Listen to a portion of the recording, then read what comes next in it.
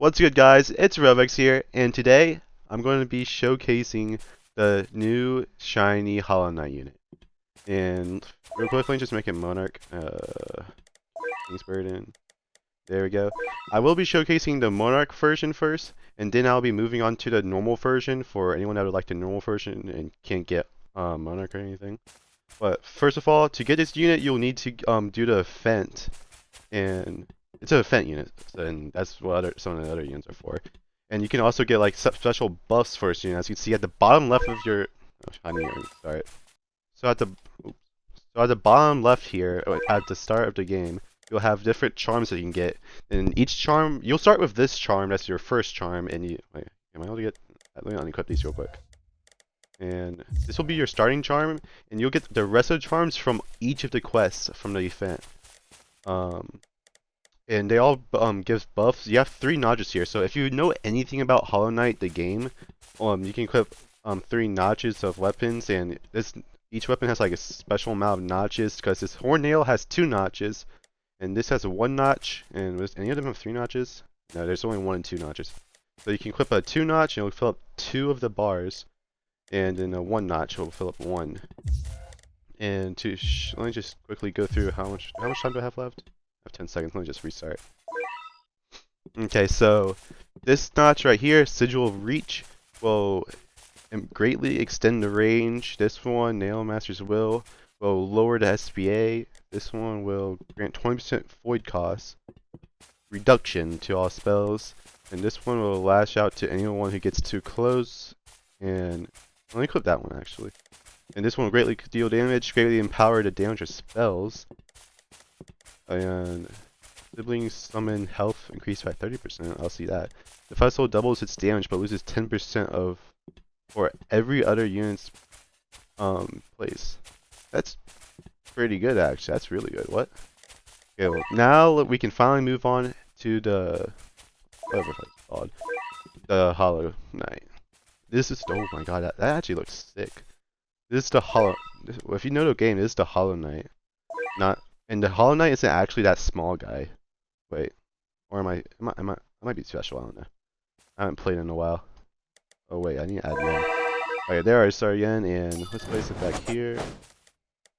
He's a 1 placement unit on. Oh wait, oh shoot, I didn't put Monarch. Hold up, guys. Sorry about the mild inconvenience. I didn't put Monarch on, but he is a 1 placement unit normally, so you'll see him like that. And so obviously you want Monarch in him, which I think is stupid. And just by the way, most of the other event units are replacement. And that is some very loud whatever the heck. I'll put that to 1. So the first attack, pretty freaking cool. And the model, of course, very freaking cool. You know, AV cooks with everything but actual time on their updates. It takes so long to make their updates. Well, I'd say it looks pretty cool. Especially this Hollow Knight.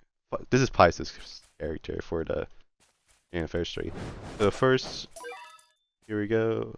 First thing, the 2-hit.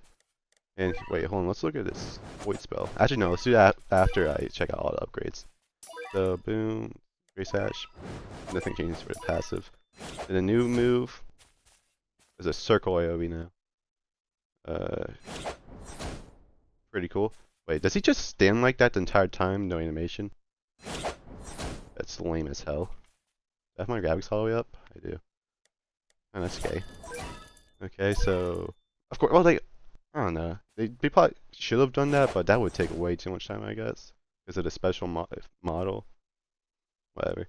Okay, so now new move dash slash. Sounds like sounds like a can't cone AoE. Good damage. Actually pretty good. Oh my gosh, what? Does he go to a full AoE? More SPA and 2-3 times more damage. Oh, he's full AoE. This unit might be tough. And especially that 2 times damage thing.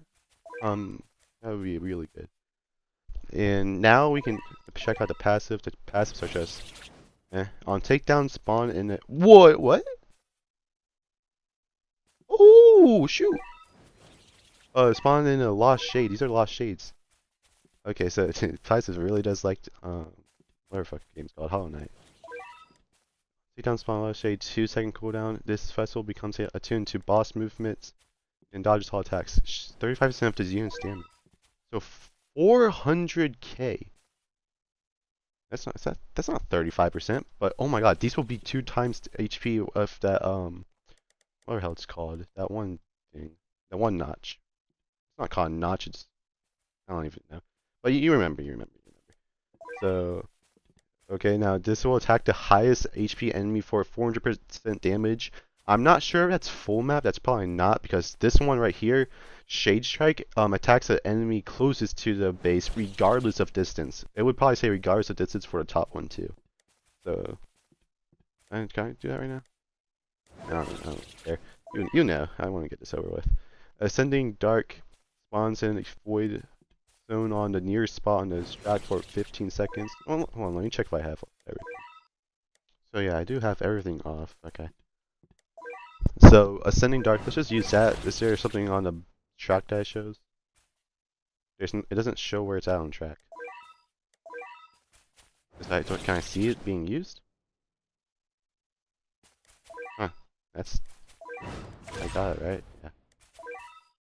Dream Nail empowers the next attack by 50%. How do I use that? Is there no cost? Do I just have to manually click that? I don't know, but that's still really good for 900k. Wait, hold on. Let me just spam this a bunch of times to see if it... I have an idea. If I spam that a bunch of times, then it makes these higher... No, it doesn't. It doesn't make those higher HP. Good idea, though. Good idea. And also this up here. This doesn't really matter. You're never... This second passive on the top, the Void Given Focus, you're never getting that, bro.